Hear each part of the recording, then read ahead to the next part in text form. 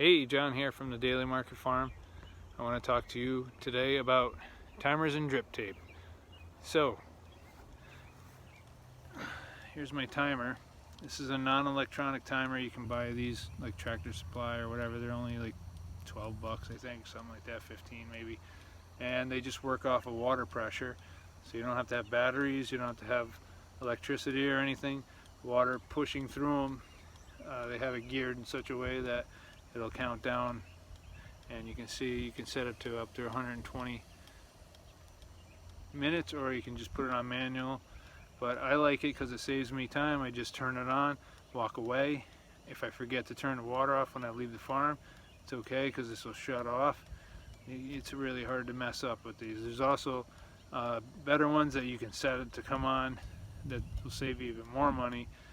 You can set the timer to come on at say 8 o'clock in the morning or whatever for a half an hour, and you set it and you forget it, which I think some guy used to say on TV, like a commercial or something. But anyways, it's a great thing to have. I don't mind coming over and just turning it on. I'm over here anyway unplugging the electric fence, so I just flip it on and it's ready to go. And the drip tape is great because, number one, it's a good water saving device. So this one you can see in this bed of carrots here behind me. You don't have water blowing out all in the air. If you have overhead irrigation, it's just blowing away and it's not directed right where it needs to go.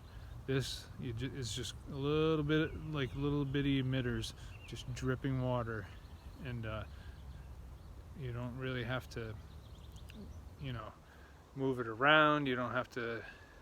The only thing you do have to move it around is when you're maybe going through with your wire weeder or something. You have to push it aside, but other than that, you don't have a stand in your way. When you're harvesting, you don't have to move the thing around. And I know in some contexts, if you're in the south or something, sometimes they water the like if they're growing lettuce or whatever, they like to water it to cool it down because it can really stress the plants out. But here in Connecticut, we really don't have that big of a problem. So this is ideal for me, and I've been using it for 3 years now, since this is the third year on our farm, and it works really well. And this is from Drip Depot. I don't get anything from them, just shouting out to them. They always give you a lollipop when you order something, or at least they used to. I don't know, maybe they still give you candy when you make a big order, but yeah, it's just a cool little thing, a personal touch to their company. So yeah, that's just a little bit of what I wanted to show you. I got you can see my tatsoi, my radishes, spinach, carrots, all looking like they're about ready to harvest here. I think 2 more days maybe I'll harvest out the spinach. It's looking good, and that tatsoi, I can probably get some out of there in a couple days too. So maybe I'll make a video on that and see what it takes to harvest something so thick, like a bed that thick.